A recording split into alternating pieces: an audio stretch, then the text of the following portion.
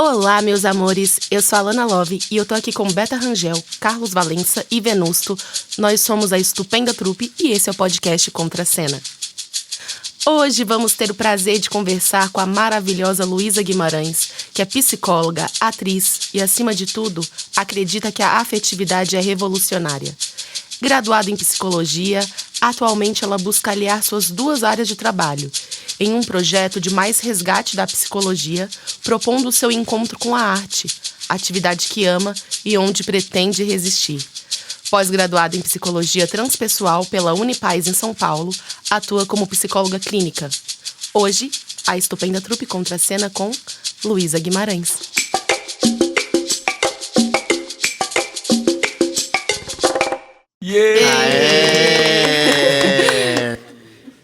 Que maravilha ter você aqui. Obrigada, queridos. Obrigada, gente. É uma honra. A gente gostaria muito de agradecer a sua presença para falar desse tema que a gente precisa falar, né? Que é saúde mental, arte, ser artista. Sim. E para começar, eu queria trazer uma pergunta, né? Eu tava pensando, porque você é atriz, né? E psicóloga.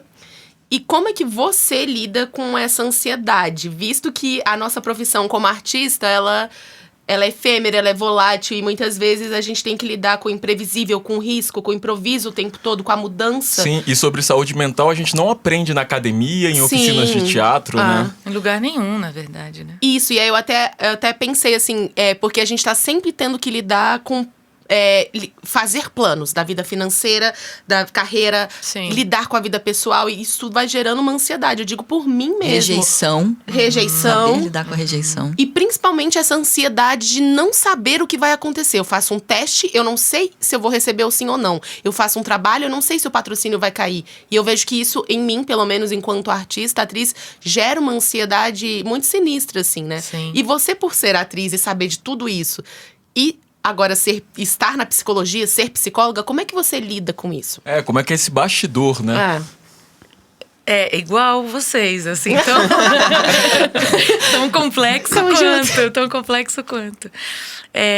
Eu acho que, na verdade, quando a gente está falando nesse contexto que você traz, né? Quando a gente vai falando de arte, de saúde mental, a gente está falando de avaliar esse sujeito dentro do contexto que ele está. Então, quando você vai fazendo esse desenho, é uma artista latino-americana, brasileira, né? Então, esse é o seu contexto e essa é a razão pela qual você fica ali incomodada ou com medo ou angustiada por conta de alguma realização. Então, você, nesse contexto, artista latino-americana, vive esse tipo de ansiedade. Mas, na verdade, quando você vai falando, me dá um lugar que é... Não que os outros artistas não estejam ansiosos, eu tenho certeza que estão todos ansiosos, mas, assim... pensando nesse contexto econômico, né, social, assim. Então, de alguma forma, quando você me pergunta isso, eu penso que ser artista é abrir mão do controle, né? É abrir mão dessa falsa sensação de controle, porque, na verdade, é uma falsa, não tem controle. Você não está abrindo mão de nada, porque nem tem controle. Mas é abrir mão dessa falsa sensação de controle, né? Então, quando você traz isso dentro do consultório, por exemplo, o que eu mais penso é que ferramentas eu desenvolvo para que essa pessoa consiga sobreviver a essa ausência de controle que tão pouco possibilita que ela saiba quando ela vai trabalhar, como ela vai trabalhar, né? Então, é isso, assim. Mas acho que essa ansiedade permanece em mim, assim, mesmo no palco ou na própria psicologia, no atendimento, né, assim. E aí eu acho que tem a ver com o mundo que a gente vive, que é muito acelerado demais, né? Sim, e uma coisa que eu sinto, somada todos esses pontos que a Lana coloca, também é o lugar de redes sociais, algoritmo, porque e também várias falas do marketing que foram introjetadas na arte, né? E que eu me vejo muito nesse lugar agora de respirar, me acalmar, porque entraram vários jargões no mundo da arte, que trabalha enquanto eles dormem, sabe assim, todos esses lugares, se você não conseguiu é porque você não se esforçou bastante. Como é que tá suas redes sociais, quanto que você tá postando para ajudar o algoritmo a que as pessoas te vejam, ou seja, fora todos esses pontos que a Lana coloca, que já tem de uma vulnerabilidade relacionada à arte, ao mercado de arte, também tem esse ponto das redes sociais, que fora o trabalho artístico que a gente já faz, tem esse outro lado que eu acredito que todas as profissões também, né? Agora estão tendo que lidar com a sua própria... seu próprio marketing, sua própria venda. E aí? Que desespero, não é mesmo? Como é que é isso dentro de um consultório? Quais as possíveis visões que você tem para isso? Porque isso me afeta bastante e é uma coisa que eu medito todo dia para me acalmar. Sim. Não virar só mais um item ali dentro do algoritmo, sabe? Sim. Que tá correndo e mudando o tempo inteiro, ou seja... Essa é uma camada nova, quer dizer, nova. Já tem aí, se a gente está falando de uma coisa que vem nos últimos 10 anos. É novo, né? Que é como que a gente lida com a nossa exposição no real e no virtual ao mesmo tempo. E a gente, um pouquinho antes de começar a rodar, falava sobre isso, né? Sobre como a pandemia, de muitas formas, afetou a gente, né, no mundo. Então, é isso. Não é só o fato de você tá 24 horas trabalhando com a sua imagem. Antes, a gente ia pro palco e trabalhava com a nossa imagem ali no palco, um pouco antes e tal, fazia uma entrevista. E era tudo que se tinha sobre a gente, né? E nesse momento a gente se preparava, né? Era o momento que a gente ia cortar o cabelo, era o momento que a gente fazia a barba, ia fazer a sobrancelha. Não tem preparação lá, não. Acordou, tá valendo. E aqui é o desespero, eu acho. Sim. Porque a gente fica com muito pouca margem pra...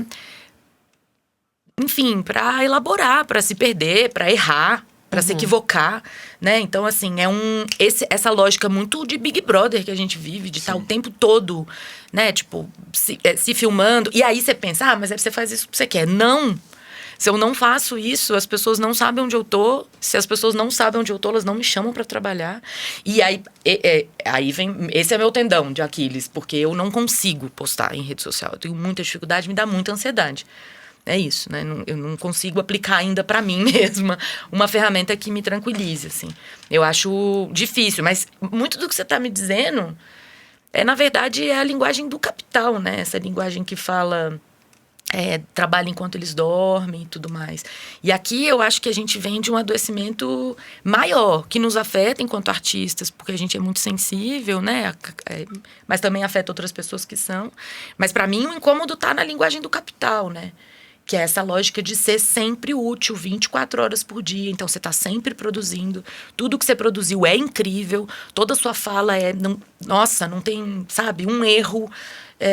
E é muito rígido. Isso não existe, né?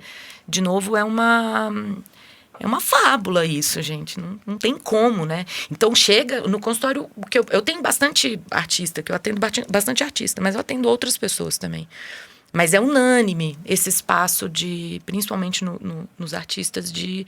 Eu não sei o que produzir, eu não sei que conteúdo fazer, eu tenho que falar, eu tenho que aparecer, mas eu não tô bem, né? Então... Como pode ser violento também, né? A nossa forma de...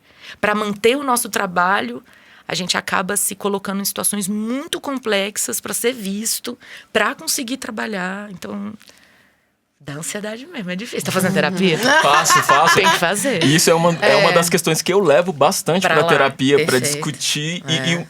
E fora que uma outra coisa que me afeta também dentro desse nosso papo é o excesso, né? O excesso que a gente está vivendo de plástico no mundo, o excesso de materiais e o excesso de imagens. De filtro. Isso é muito louco E é pra muito mim. louco. Eu amo... E assim, eu vou ser bem sincera aqui. Eu amo os filtros. Por quê? Eu tô horrorosa, às vezes, acordo do jeito que porque a gente se vê desse jeito, né? Aí eu boto um filtro pra fazer eu falo, gente, olha... Belíssima. Belíssima. É um clique, é o filtrozinho lá. Só que aí depois eu tô tentando trazer isso. Cara, faz sem filtro. Não passa o retoque no cabelo. Sai um pouco disso e tenta se achar bonita, tenta se achar isso tudo, porque a gente também é bombardeado. Antes de dormir, eu tô lá, passando stories, aí tô vendo tudo que estão programando pra que eu seja aquilo, entendeu? Sim, E sim. as pessoas comentando, porque também a internet trouxe isso pra gente. A gente fica com medo de se expor, porque as pessoas comentam coisas horríveis, e isso é horrível, é muito ruim. Isso é um recorte, eu vejo muito como um recorte da realidade Sim. ou uma demonstração das suas realidades. Mas se torna né? realidade, né? Tipo, a partir do momento que eu tô lá, falo um negócio e eu sou interpelada por esse público, por esse grupo, que de alguma forma me critica, como ela tá falando, né? Que é esse cancelamento ou essa Sim. coisa. Por mais que seja virtual, é real. Eu fico, na realidade, ofendida com o que rolou. Né? Tipo, aconteceu no virtual, mas me ofende, me afeta na minha vida real. Né? Então, essa é a doideira. Porque ao mesmo tempo que você usa o filtro e curte, tem uma coisa de quando você sai na rua, você não carrega ele. Sim. E aí é uma frustração absurda, porque você Total. não consegue alcançar alguma coisa onde você se sente bem. É inalcançável o que está proposto. Quando você sai na rua, você tá com outro filtro já, né? Exato. Tipo, o seu, né? Porque às vezes também nem sempre o que a pessoa demonstra ser numa rede social é ela mesmo. Sim. Tipo, no sentido. Sabe? Eu lembro que um tempo atrás eu vi, caramba, a rede social é muito legal, muito interessante, mas você não conhece a pessoa. Mas é muito adoecedora também. Né? Tipo, se você não conhece, a gente não sabe a realidade daquela pessoa, como Até é que ela porque vive. a gente aciona personas, né? Pra gente, assim como na vida mesmo, eu estou na figura de pai com minhas crianças, é um recorte, né? Eu Sim. estou agora como educador, é um recorte de educador, e eu estou na rede social, tem um tom, né? E acaba que nós seres humanos, a gente pega muito rápido, né?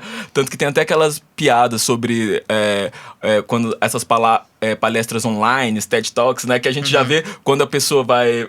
O formato de discurso, né? É muito identificável, né?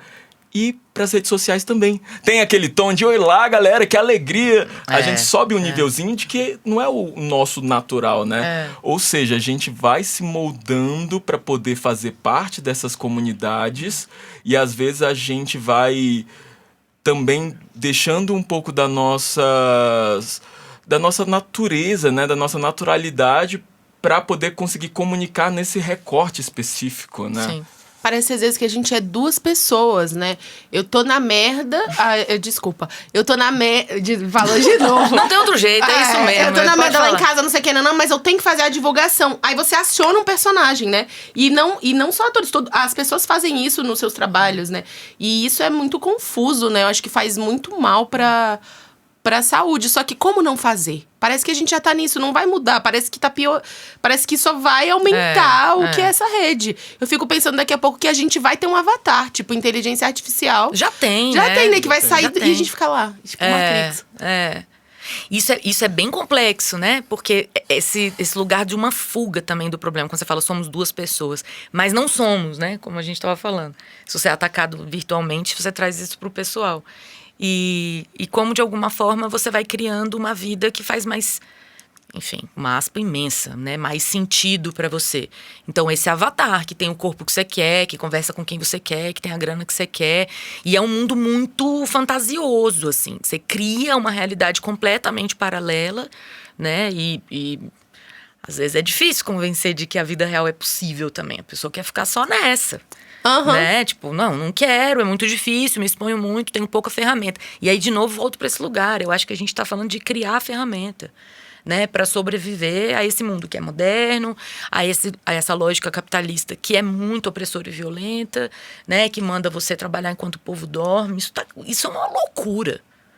Isso é uma loucura. Isso é a razão pela qual o consultório não para de ter gente, né? Assim, não para de ter procura. As pessoas estão meio desesperadas mesmo, assim. É um negócio um pouco doido isso. E nesse mundo onde, né, a grande maioria dos artistas trabalha de forma PJ, nós somos autônomos. Sim. Como é que você dialoga sobre esses pontos dessa escuta interna, né? Porque muitas vezes, se eu paro de trabalhar, eu paro de receber. Sim. É o próximo projeto que eu não escrevo, Sim. é o job que eu não consigo estar. E eu tenho tido muitas questões, dificuldades sobre isso, assim, eu tô atropelando alguns lutos, eu tô atropelando a minha saúde, eu tô atropelando... Tem várias coisas que eu estou atropelando, porque o mercado tá aí, as coisas estão girando, o mundo não para, sabe assim? Eu quero fazer parte... Eu amo que ele olha pra mim com uma cara de... E sua solução, qual é? Não é nem só solução. Aguardando, obrigada. Não é nem solução, porque eu sei que é uma... Enquanto humanidade, a gente tá construindo, né? Mas, assim, quando... E eu acredito que esse é um tema muito forte humano do momento, né? Quais os alentos que às vezes você assopra no seu consultório, né? Para essas pessoas que com certeza também estão passando por esse mesmo lugar que eu tô, que a gente tá, né? Sim, sim. Eu gosto de pensar... Primeiro tem um ponto que você traz aí, que de novo vai ficar só muito política, né? Mas quem me conhece sabe que é isso mesmo. Porque, por exemplo, tem uma questão anterior quando você fala... eu trabalho de PJ, eu sou autônomo e tal. Que é como você banca esse tratamento de saúde mental. De onde vem o dinheiro para pagar isso? Porque de novo, uma imensa aspa, é um extra, né? Você vai pagar aluguel, comida, plano de saúde e tal, não sei o quê, até chegar na terapia, né? E aí é muito doido, porque eu privo você da saúde mental, uma pessoa que precisaria muito de acesso à saúde mental, e aí às vezes quando você chega no consultório você já tá, tipo, desfacelado, né? E aí você fala, o que você fala para dar um alento? Porra, né? É uma corrida. Né? Porque é isso, até você entender que você tem direito a ter acesso à saúde mental e vai atrás disso e considera isso importante e não uma frescura, sei lá, um extra. É muito elitizado o processo de saúde mental, essa é a verdade. Né? Então, por exemplo, essa foi a primeira coisa que eu tive que fazer quando eu fui atender artista, que é ter uma cota de valor ou gratuito ou muito facilitado, assim, né? Que é um valor que é possível dessa pessoa pagar. E aí, essa é a minha manifestação também enquanto profissional de saúde mental. É o que eu, Luísa Guimarães, posso fazer para que as pessoas tenham acesso à saúde mental. Né? Assim, costurando com o que você trouxe lá no início, tem que considerar. É um artista latino-americano. Porra, né? Essa pessoa não tem R$1.000 sobrando por mês para investir em saúde mental. Adoraria que tivesse, mas não tem. Né? Então, quando eu, de alguma forma, facilito essa entrada, e aqui não é para ganhar nenhum louro, não. Acho que isso é o mínimo. Isso é o mínimo. Eu tive acesso à faculdade, eu sou uma mulher branca. É o mínimo. Para começar a conversar, né? Então, quando a gente está falando de você possibilitar essa saúde mental para esses artistas, é dizer, cara, eu entendo que pode ser muito opressor mesmo, eu gostaria que você pudesse desenvolver ferramentas, é caro, mas eu me interesso para que um artista, eu, Luísa, né? Eu me interesso que o artista tenha saúde mental, porque para mim, me interessa um artista no mundo, vivo, produzindo, saudável, feliz, né? Então, eu me dedico a isso e vou sempre botar artista no meu grupo, ou de social ou gratuito, porque para mim é quem eu quero ver bem. Não que eu não queira ver bem as outras pessoas, né? Mas assim, é isso. É um time que eu quero ver bem, robusto, fortalecido, né? E muitas vezes o que eu tenho, e eu adoraria falar sobre coisas complexas na terapia, e eu só tô discutindo o aluguel. O cara não tem grana para pagar um aluguel, sabe? Então, na hora que eu vou falar sobre saúde mental, bora elaborar a tua vida, seu percurso, sua mãe, seu pai. Porra, não, vamos pagar meu aluguel, sabe? Assim, tem umas questões que são muito básicas. E aí, eu acho que é uma particularidade mesmo de um grupo mais vulnerável. Artistas, né, de maneira geral, ou outras categorias, assim, que de alguma forma não são tão contempladas pelo capital, né? Sim. Essa corrida, né? E a gente conversando com outros artistas e é isso, né? E isso gera muita ansiedade, parece que vai desencadeando outras coisas, né? A gente não tem tempo, exatamente, de trabalhar questões até vezes mais profundas, porque é material. Eu preciso... E se não eu tenho dinheiro para pagar o aluguel, eu tenho que saber como eu vou pagar o aluguel daqui a 1 ano. Isso. Eu tenho que pensar em desistir. Mas aí, mudar cada de tarde profissão. você faz, por favor, um stories bem maravilhoso e animador, dizendo que a vida é ótima e que você tem uma peça que o pessoal tem que assistir. Exatamente. Essa é a dificuldade. E aí entende? você vai ao teatro, se arruma e dá 10 pessoas pra assistir a sua peça que você divulgou e investiu o dinheiro. Então, Traz o lenço. Traz um lenço, que agora vai todo mundo chorar, que agora todo mundo se identificou aqui. É muito louco você ter que ir. E aí você ainda segura 1 hora de espetáculo, porque as pessoas acham que, não, chegar lá e fazer. Não, é todo um trabalho, sinistro.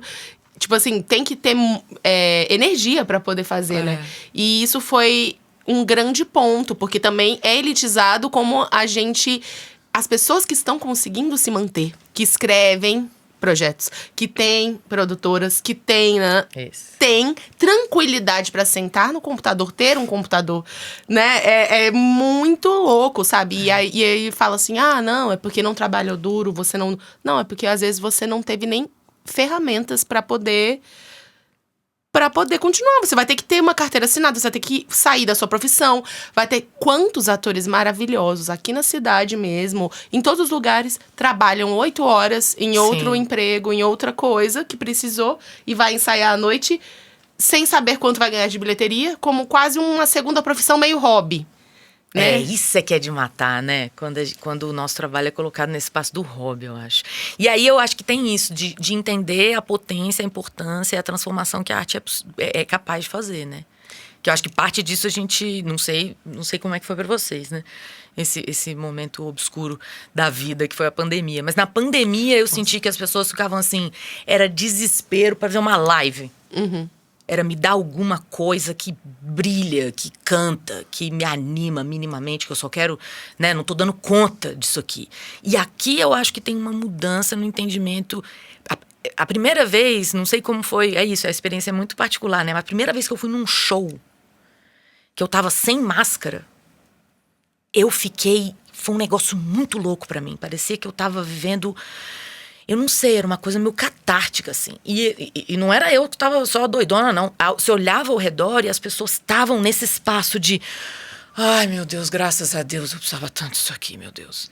Então, eu acho que a gente começa a olhar a arte como uma coisa um pouco mais transformadora, um processo... A gente vai dando valor para ela no nosso dia a dia. Não é essa arte de você viajar para Paris e ver o Louvre, não. Que é incrível. Mas esse dia a dia, o cara que tá lá com você no dia a dia, a arte que você tem... É o acesso no final de semana e tal, né? Eu acho que isso faz muita diferença. E junto com isso vem a coisa da saúde mental, que eu também acho que dá uma enfatizada na pandemia. Porque antes o povo não tinha esse desespero pra fazer terapia, não, gente. Sim, verdade. Mas foi só aprender em casa que, pelo amor de Deus. Lu, o que veio antes pra você? A psicologia ou a atuação? A psicologia. Você formou em psicologia Isso. e depois começou a atuar? Fugi com o circo. E aí voltei agora, saí do circo. Eu trabalhei um tempo com psicologia organizacional, já trabalhei em algumas coisas... lutos grandes, né? Umas coisas assim. O que, de alguma forma, eu acho que me facilitou. Eu já tinha vivido uma situação de trabalhar acolhendo pessoas que perderam gente num desastre aéreo. Que é isso, é muita gente ao mesmo tempo. Porque era o luto do Covid, era isso, né? Era muita gente ao mesmo tempo. Então, é um luto muito específico. Eu comecei, então, na psicologia, dei uma fugida com o circo, juntei o teatro nesse processo, segui emparelhando as duas coisas, como todo mundo, mas mais na organizacional, mas já trabalhei em hospital. Eu dou uma volta, eu gosto, sabe? Eu dei uma volta, eu curto. Passei trabalho em tribunal, eu adoro. Até ter certeza que o que eu gosto é conversar de um por um. Eu gosto de conversar de um por um. A clínica é, de fato, o lugar que eu mais gosto, assim, hoje, né? Dentro da psicologia. Mas aí tá difícil juntar com teatro, viu, gente? É isso que... É difícil. Por quê? Por que você acha que tá difícil? É o tempo? Tem o tempo, e aí a gente vai entrar nesse problema, né? Como é que trabalha 8 horas e aí vai ensaiar e tal. Então, tipo, essa lógica. Um corpinho que vai ficando cansada. Luísa já tá com 41, vou ficando cansada, não é mesmo? Não tem o mesmo pique de antes. E por quê? Aí vem uma questão minha mesmo, que acho que é uma frescura, eu não sei como é que chama, não. Eu tenho muita dificuldade de expor minha vida pessoal. Então, eu acho, de alguma forma, às vezes me dá um nó na cabeça que os meus... Mas é uma ironia de destino isso aqui. Porque eu sou atriz e sou psicóloga, maluquice. Então, as pessoas saberem da minha vida pessoal e serem minhas pacientes. Então, é um negócio, por exemplo, eu tinha um Instagram aberto como atriz e hoje meu Instagram é fechado. Porque as pacientes começaram a seguir, eu falava, não, eu não sei o que pode mostrar aqui, o que não pode. Que é essa maluquice. A gente vive o real e o virtual tudo conectado. Mas aí, o que acontece? A gente vai numa passeata e lá tá a paciente. Olha você de longe e fala, aqui ó, tô te vendo.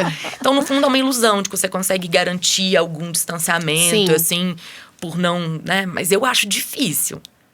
Como que ia ser pra você? Olha, eu já perguntando. Como é que ia ser pra você ver sua psicóloga lá no palco? Então, E eu acho isso estranho. Quando eu já tive psicólogos que eu já encontrei, por exemplo, sei lá, no clube, no Previ, assim. Mas não trocando ideia. Não trocando ideia. Mas aí 1 hora dela no palco. E aí você acha a peça ruim, você volta? Eu fico preocupada. Eu tenho esse lugar verdade. enquanto professor, assim. Enquanto Olha professor, aí. a partir do momento que eu comecei a dar aula, eu fiquei pensando, ok, estou dando aula sobre essa linguagem. Meus alunos vão me assistir. E aí, como vai ser isso? Se eu não chegar lá e botar pra quebrar? Falo de como é que é, aí na hora não mando ver. É isso. Mas acho que é uma coisa. É uma coisa. Mas e se tola, você né? não fala nada? E se você não. Sei lá, deixa a pessoa lá, não fala nada, mantém. Não sei, porque eu acho que é super de boa, assim. Porque é saber separar. Nossa, minha psicóloga é maravilhosa, mas não gostei dela como atriz. Ok, mas ela continua sendo uma. Mas porque eu consigo separar um pouco isso. Mas eu entendo que dá quando você vê a sua psicóloga na rua. Ai, que Já legal, eu vi isso. É meio esquisito, não é? Tipo assim, sei lá, você tá vendo, você nunca encontra. Você tá sempre ou no consultório ou online, naquela situação. Aí você encontra ela num bar, assim. É uma figura meio mística, né? Você fica, eu vou lá falar. Dá uma coisa, porque ela sabe muito de você. Gente, Parece que ela é a pessoa que mais te conhece. A Ela minha sabe todas terapeuta, as- ela mora na minha quadra. Eita. Quando eu saio correndo de Olha aí, carro, olha eu aí que morro doideira. de medo De encontrar de fechar ela no trânsito. Sabe aquele dia que você tá atrasado, que você tá assim, sem tempo, irmão, a senhorinha não vai passar na sua frente Eu não porque posso você... errar com essa mulher. E eu fico assim, já pensou se eu fecho um dia ela, só chegando na sessão e ela, vamos conversar sobre uma questão. E aí, de novo, né? Que doideira. É legal isso, agora quando eu fui ouvindo você falar, que eu acho que transpondo é também uma sensação que talvez a gente tenha. Eu tenho, pelo menos. Quando você vê um artista que você ama, Sim. e aí, de repente, ela tá no mercado. E aí mais você ou menos. fica, puta, ela é legal, ela não é legal, ela pega a sacola, ela não pega, ela pede ajuda, ela usa caixa, o que ela faz, né? Tipo, ai, que tensão. É a mesma coisa, né? Porque é uma pessoa que você idealiza. E aí vem esse lugar. A gente fica meio idealizado mesmo. O que é uma bobagem. Porque tô aí fazendo terapia há mais de 20 anos. Imagina. Por Vou mais parar que, nunca. enquanto paciente, eu tento ser o mais sincero possível pra gente realmente conseguir alcançar lugares positivos, Sim. né, dentro do meu tratamento, mas ao mesmo tempo é um recorte, não tem como. Sim. A gente Sim. faz recortes da gente mesmo para as Sim. pessoas. Mas o que importa é o recorte. Na terapia, o que importa é o recorte. Já rolou, por exemplo, não pode dar nome, não, óbvio. Não vou falar nome de ninguém aqui, não, bem louca. Mas já rolou uma coisa, tipo, receber mensagem ou comunicação de marido da paciente, no lugar de, pô, eu quero dar minha versão. Não é sobre sua versão, não, amigo. Mas essa lógica de, pô, não sei o que ela te fala, né? Não necessariamente o que ela tá te falando tá correto. Eu penso, não, claro que tá. É o recorte dela que me importa, que não é o advogado, aqui é a psicóloga. Não tem negócio de certo e errado aqui. Não tem sua versão. Não tem uma versão que eu queira ouvir que não a da minha paciente, né? Sim. Mas é isso, a gente ouve de um tudo. Então, cruzar comigo lá no Hortifruti dá uma palpitação. Eu fico quando eu vejo a minha. Né? Assim. E faz muito tempo, Luísa, que você tá sem atuar? Então, eu faço coisas muito pontuais por conta disso. Eu adoraria fazer teatro. Que ensaia todo. Eu gosto de ensaiar, eu adoro, mais que apresentar. Adoro ensaiar. Olha só que malucona. Eu gosto disso. Ficar ensaiando e tal. Ou eu gosto de apresentar e ir embora. Eu gosto do processo da coisa. Então, se não tiver ensaio, eu já acho menos legal. O pessoal do audiovisual, desculpa. Mas, então, audiovisual eu consegui fazer. Eu fiz um curta há pouco. Uma série na GNT, não fez? Eu fiz há mais tempo também. Uma série audiovisual foram poucas coisas, assim. Eu gosto mesmo do improviso e do teatro.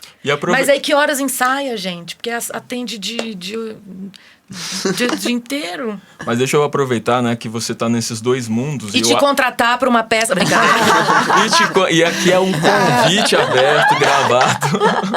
Olha, tá aí, né? Já estamos aqui, Eu vamos lanço, já... gente, 2024 tá aberto aí, vamos lá. Vai saber. Exatamente, vamos 6 abrir horas de para. ensaio diário, porque eu sei que ela gosta Vou levar do minhas pacientes pro processo. consultório, pro palco, porque o que eu vou fazer com elas, né? E aí eu ia ficar ansioso lá de... Será que a Luísa tá me julgando porque eu falei isso? Será que ela vai achar que eu... Mas, Lu, queria aproveitar, né? Que eu acho que é uma questão que... todo artista que eu já conversei tem ali no bastidor, que é muitas vezes a gente, no estudo do personagem, na entrega do personagem, a gente às vezes vai misturando técnicas, vai misturando coisas da nossa vida ali no processo, e às vezes a gente vai num campo complexo. E às vezes é catártico, a gente sai de lá bem, foi terapêutico também, além de um processo artístico. Com certeza. E às vezes não.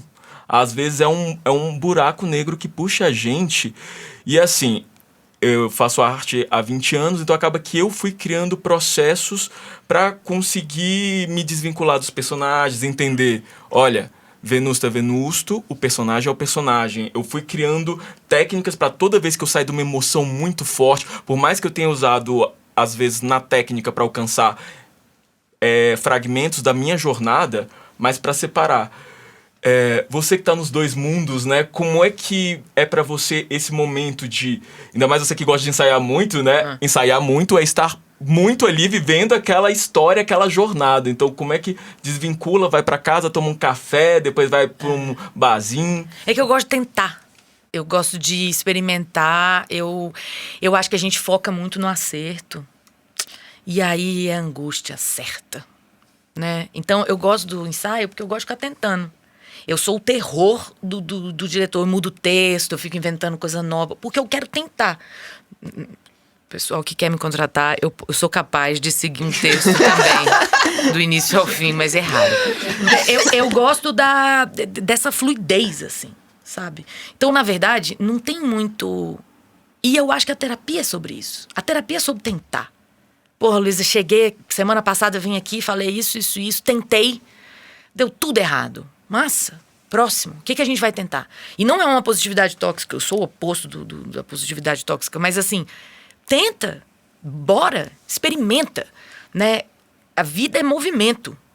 Então eu acho que é movimento, eu peço muito movimento, eu tenho uma coisa de pedir para as pessoas fazerem exercício físico enquanto acompanhadas na terapia, porque eu acho que o corpo e a cabeça tá conectado, pessoal. Não tá separado. Não sei de onde que separaram uma coisa da outra, né? Então,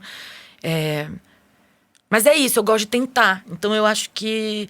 Uma vez uma menina perguntou pra mim um negócio muito bom. Ela chegou mais jovem. As jovens... É muito bom, gente, mais nova, assim. Mas eu gosto mesmo das mais velhas. Eu queria ser especialista em 60 a mais. Mas, por enquanto, tem umas jovens. E aí, essa menina, uma vez chegou pra mim, ela brava. Falou assim, tá bom, então você agora é a sensata. Você é muito sensata mesmo, né? Você acerta tudo. É muito sensata na tua vida. Brava. E eu falei, não, pô, eu não sou. É porque pra mim, eu tô vendo de fora, né? Então, se eu te olho de fora, eu posso te apresentar uma coisa que você não tá conseguindo ver pela logística mesmo do olho, né? Que é pra fora. Então, eu te olho de fora para dentro e te dou uma possibilidade de olhar diferente. Mas não sou sensata. Não, às vezes vou chegar em casa, vou tomar um café e não vai passar, sabe? Vou ficar tensa. E isso tanto na terapia, tanto enquanto psicóloga, quanto como atriz, né? Porque às vezes tem sessões que a gente fica muito perturbado. Não é como se eu terminasse uma consulta que fosse muito tensa e falasse, ok, me dê minha água com gás. Não, eu posso ficar horas presa naquilo, né, assim. Porque é isso, é um outro ser humano na escuta. Um outro ser humano, ouvindo uma fala de um ser humano. Então, replete de humanidade essa troca, né, assim. E você consegue... Pode falar. Desculpa. E você consegue se ver de fora também? Porque, por exemplo, a gente tem uma visão idealizada dos psicólogos de que eles são muito bem resolvidos, né? De que eles não são.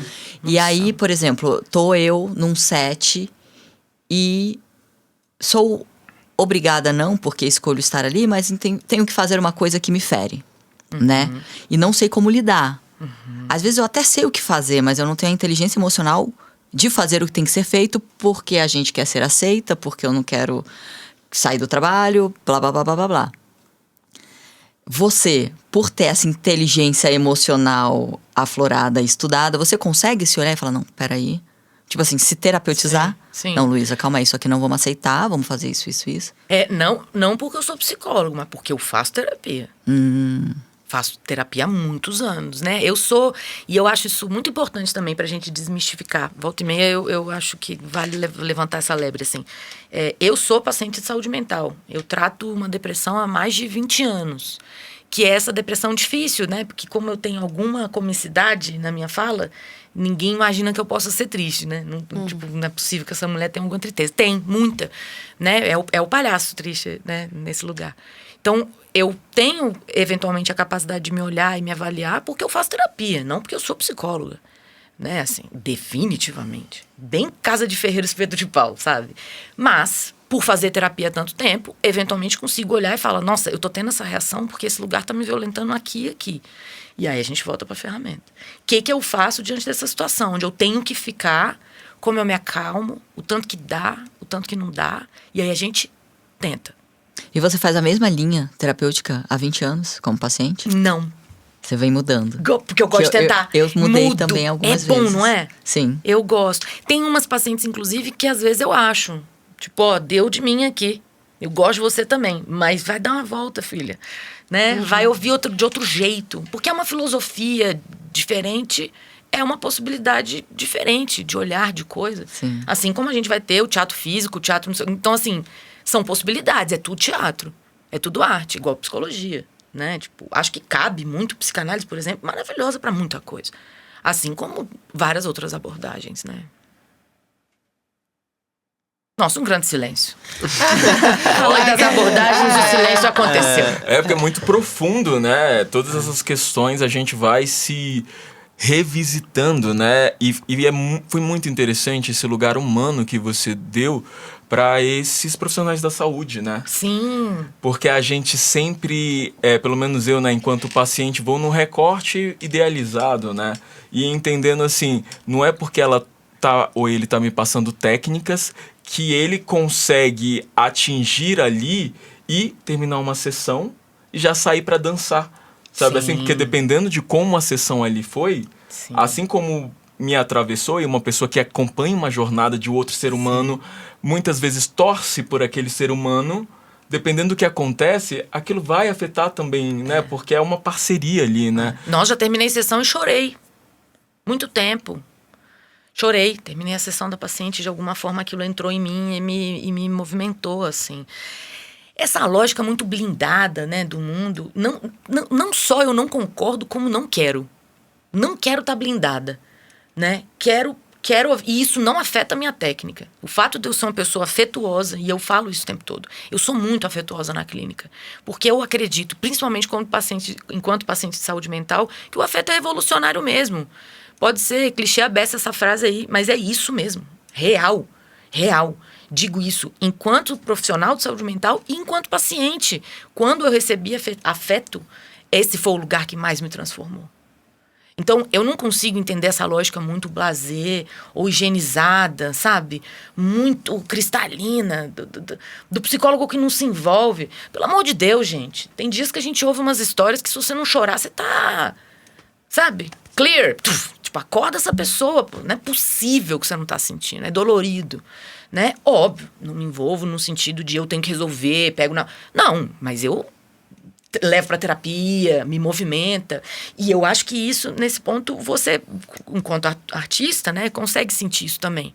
Que é essa idealização do artista. Que é essa pessoa. Né? Então, tipo, você é o cara que sabe falar em público, você é a pessoa que não é tímida, você... Não, eu sou tímida. Eu sou muito tímida. Não, você é artista. Né? Então tem uma idealização também.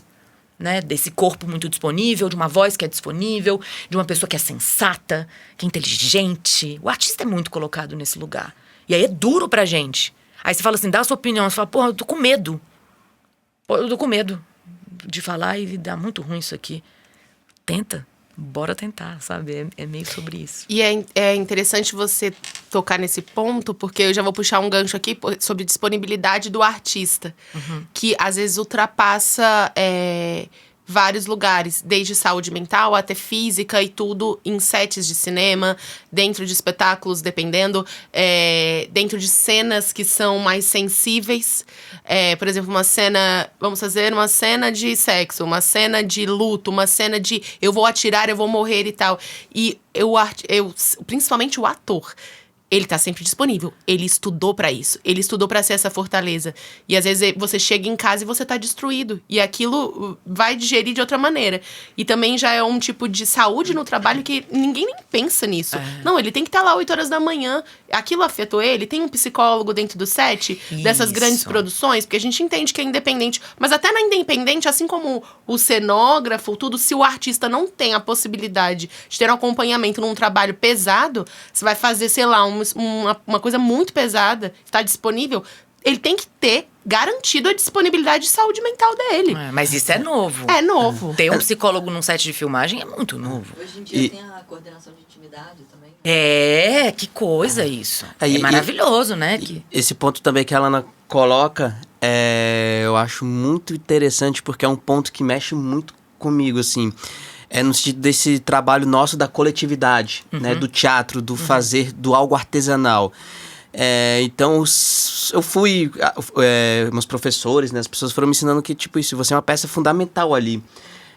E na prática também. Tipo, a gente vai ensaiar. Se uma pessoa não tá, às vezes faz uma diferença muito grande. Total.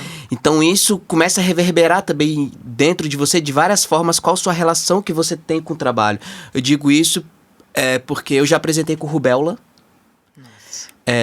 Eu já Com o tive pé machucado. Já tive, por exemplo, As pessoas não têm noção. tipo assim, eu tenho uma vez que eu tava trabalhando, mudando um praticável de lugar, eu puxei esse praticável, ele bateu, ele arrancou minha unha do meu pé.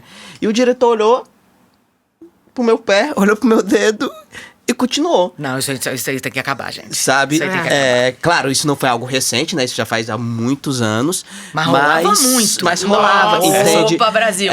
Mas eu acho isso até pessoal mesmo, assim, né? Agora, aconteceu bem agora.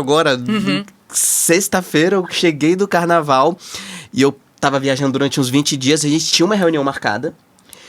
E eu sabia que eu fiquei muito tempo ausente, eu sabia que era importante minha presença estar lá. E eu cheguei com uma virose, com uma febre, sei lá, um pós-carnaval. Depois da bagaceira, tava lá. E o caramba, eu tinha que fazer reunião com meus amigos. Eu tava na cama, botei despertador, acordei, fiz a reunião deitada e desliguei. Tipo assim, na minha cabeça, era inconcebível pra mim, pós 20 dias de carnaval, de viagem, eu não participar dessa reunião. Entende? Mesmo eu estando mal fisicamente, mesmo eu estando mal emocionalmente... Você tinha que trabalhar. Eu tinha que estar lá. Eu tenho muito isso, sabe? Essa coisa desse trabalho da coletividade, da importância que eu sei que eu tenho que estar lá. Eu tenho que estar lá. Do compromisso. A gente não atrasa pra entrar em cena, né? Não tem como fechar, tipo assim, hoje, quando eu perdi o horário, já me veio essa coisa de... Vai abrir a cortina. Você tem que estar lá. Você tem que estar lá uma hora. O público tá esperando. Tipo assim, e é isso, né? E isso é uma pressão pra gente. Eu digo principalmente porque parece que a gente tem que doar tudo sendo ator. E em troca, quando você tá lá precisando de um mínimo, talvez um afeto, um conselho, tá tudo bem? Não faz, e não sei o que. E às vezes da gente com a gente mesmo, né? Porque é isso que o Carlinhos tá colocando. Sim. O próprio limite, porque aqui você não coloca o seu próprio limite, né? Não, você fere eu isso. Eu tenho certeza, se eu tivesse falado, gente, eu tô mal, todo mundo... Sim. A gente é muito acolhedor, a gente é muito humano, a gente, né, na trupe. Eu tenho certeza absoluta. Mas isso não é com os meninos, é comigo. É a sua responsabilidade. É a minha sinto responsabilidade. Exatamente isso que o Carlos está colocando. E eu percebo em todo mundo isso. A gente pode estar atropelado, mas o compromisso que a gente cria faz com que a gente seja os nossos carrascos ali, nesse processo, sabe? Em nenhum momento eles viraram para mim e falaram, não, tem que ser assim, assim, assado, ou não, tem que ser nesse prazo. Eu que vou me puxando mesmo, às vezes, a frangalhos, porque numa falta de escuta e de recepção de afeto comigo mesmo, sabe? Assim, conversa que talvez você precise de um tempo. Conversa, vamos tentar remanejar o tempo, remanejar as possibilidades ali. Mas tem um lugar... Desculpa. Não, eu queria só fazer um comentário, porque é engraçado isso. A gente até tava comentando ontem, que eu não posso dar um atestado, né? Eu vou dar atestado pra quem? Pra quem, meu Deus? Entende? Então, por exemplo, no meio artístico, agora vou englobar de forma geral, a gente não costuma ver isso. Ou às vezes isso me chega, é muito difícil. Foram pouquíssimas... É que o trabalho é escasso, você ainda vai não participar. Foram pouquíssimas... Ali. Eu acho que agora... Horrível, agora, né? Mas... não sei, algum tempo atrás, né? Logo pós-pandemia, Covid, que eu fui no teatro, comprei ingresso pra ir no teatro e o teatro foi cancelado porque uma atriz pegou Covid. Eu posso contar nos dedos quando eu vi um espetáculo sendo cancelado por questão de saúde. Ou um músico. Eu não lembro disso. Eu não lembro de ter visto isso. Eu também Tirando não. essa Tirando sessão. o Covid, assim. Quando cancela por Covid, ela não cancela por ela. Porque ela estaria ali trabalhando. Aham. Pelo outro. Pelos outros. E como... A gente é muito maluco, Como dar esse... né? Que ideia. Como dar esse limite, né? Isso é... Como fazer? Porque a gente tem que foi entender, mas tem que entender por que você não pode dar o limite. Não é nem como dar o limite, é por que você não pode. Porque a gente sabe que tem que dar o limite. É, não. É o que eu tava falando. Eu sei o que eu tenho que fazer quando eu sou ferida no set. Exato. Por que eu não faço? Por quê? É uma paralisia, O que assim, ó. vem atrás, assim, que tá te dizendo que você, se der limite, vai perder alguma coisa, vai dar ruim de alguma forma? Você não tá sendo um profissional XYZ. Não tá se entregando para o processo, né? E aí você quebra uma perna e você fala, não, gente, peraí. E aqui eu acho, de novo, né? Toda hora eu vou ficar puxando, mas é importante. Isso pra mim é uma glorificação do sofrimento. Que é uma parada que eu não curto. De maneira nenhuma. E acho que tem quem goste. Não tô aqui criticando ninguém. Falei que gosto de ensaiar. Mas não gosto de ficar apanhando no ensaio. Sabe assim? Não gosto de ficar toda roxa. Não curto isso. Não curto. Tem quem precise viver aí uma visceralidade pras coisas. Eu discordo. Traga uma cerveja, vamos conversar sobre isso. Se você tem técnica, você não tem que ficar apanhando pra chorar. Apanhar pra chorar, bater na cara da minha prima aqui, que não é atriz, ela vai chorar também. Você entende? Sim. E aí tem uma glorificação do sofrimento, do artista que nem almoça. Total. E que não... Não, gente. E é uma construção para com que isso aí. veio, É. assim, de uma romantização de filmes, de literaturas, de espetáculos que a gente via, aquelas pessoas, mas vai dar certo no final. Aquela Com persona muito suor e lágrima. conseguiu De e cenas hoje... de histórias romantizadas nos livros de biografia das atrizes. Porque ele entrou no set e abriu 1000 pássaros e a atriz estava nua e ela chorou e fez a melhor cena do clássico do cinema. Enquanto Isso- outras se recusaram e falaram, isso eu não faço, e saíram. Mas ela venceu porque ela abriu a roupa com 1000 pássaros. Exatamente. E isso foi gerando esse imaginário que você falou. Qual o problema de dar o limite? Quando você coloca isso, me vem assim, eu nem sei dar o limite. Porque pra mim, na minha cabeça, eu quero o desejo é fazer uma ótima cena, é fazer um ótimo trabalho.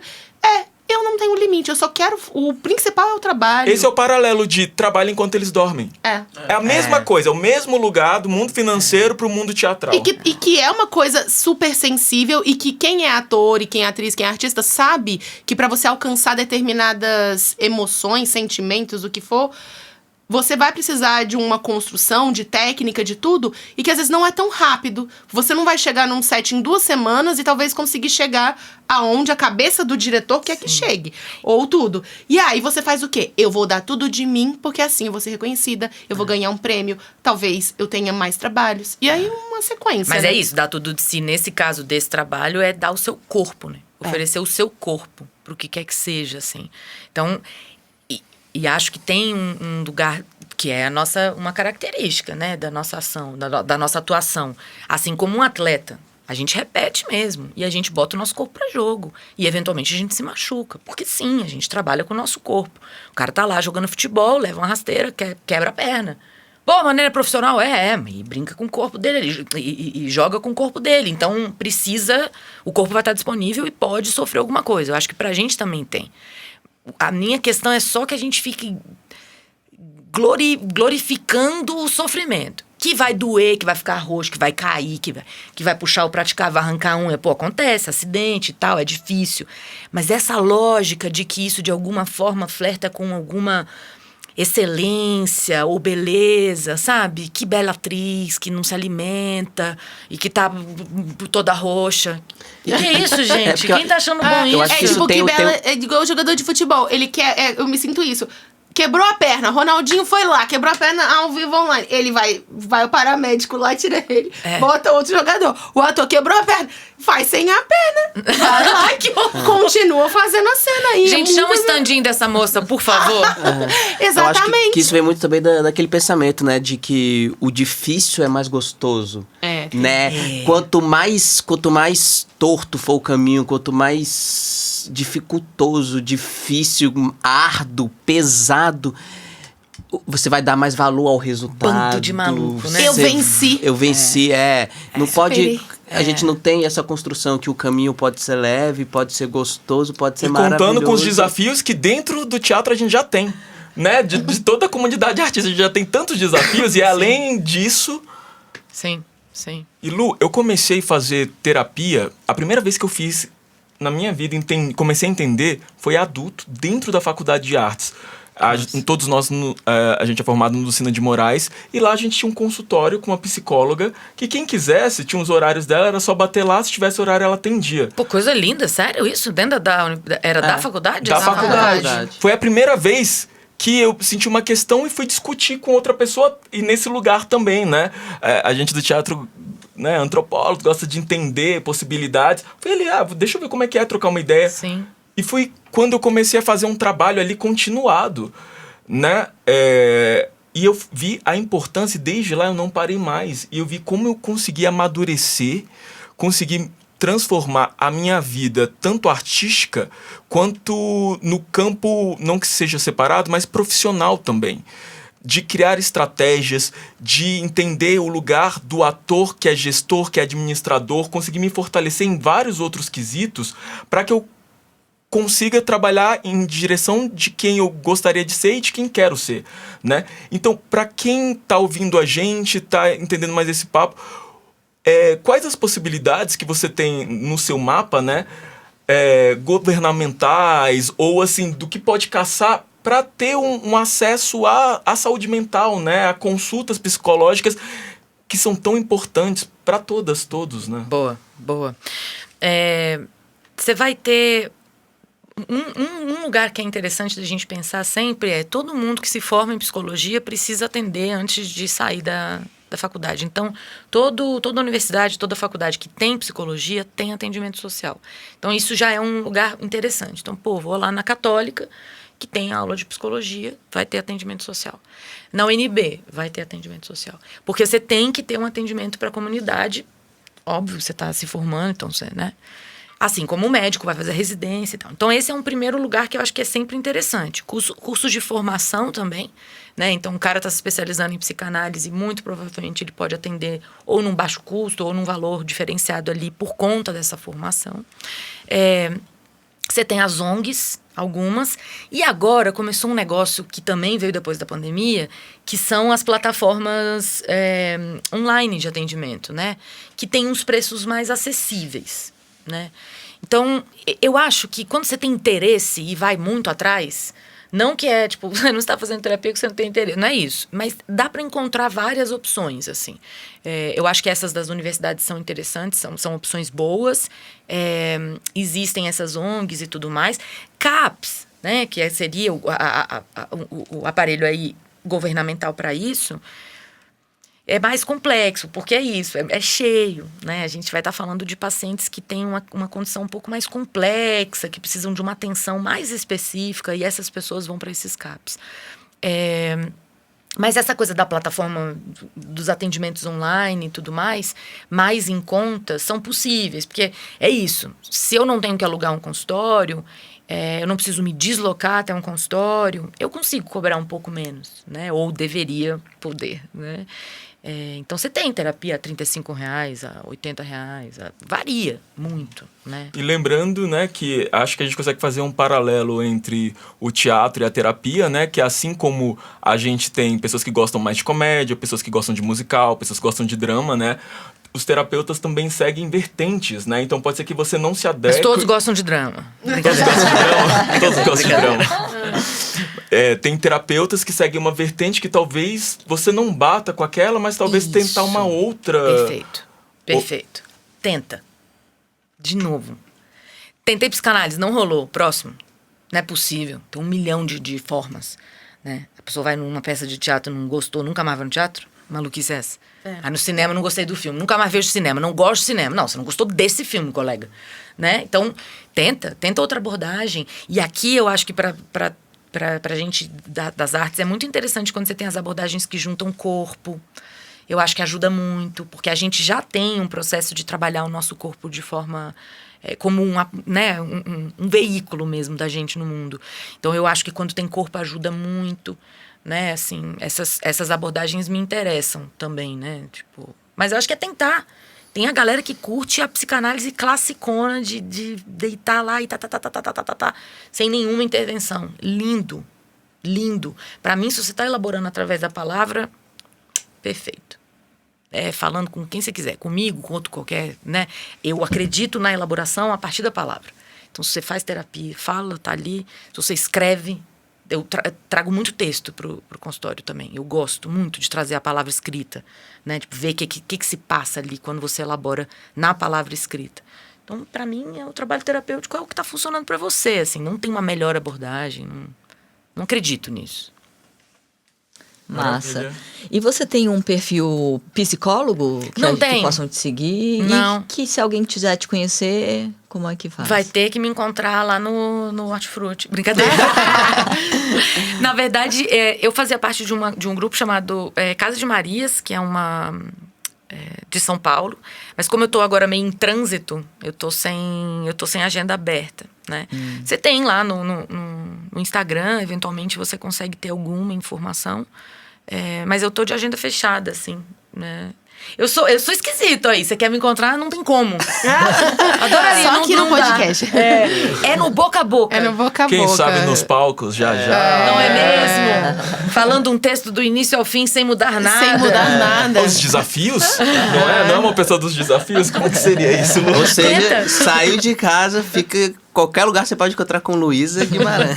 Do Brasil, né? Do Do Brasil. Mas, Lu, obrigada pela sua gente, participação. eu que Eu agradeço. acho você uma atriz incrível. Obrigada. Quem não conhece o trabalho da Luísa, ela tipo, é Falou genial. a premiada. Falou que acabou de ganhar prêmio. Mas você é incrível mesmo. A gente tá muito feliz de ter você Obrigada. aqui. Obrigada, Gratidão. meu bem. Obrigada. Gratidão. Valeu, Obrigada, obrigadão. gente. O podcast Contracena é idealizado pela Estupenda Trupe e conta com o apoio do FAC, Fundo de Apoio à Cultura do Distrito Federal. Siga nossas redes em @estupendatrupe ou visite nosso site www.estupenda.net.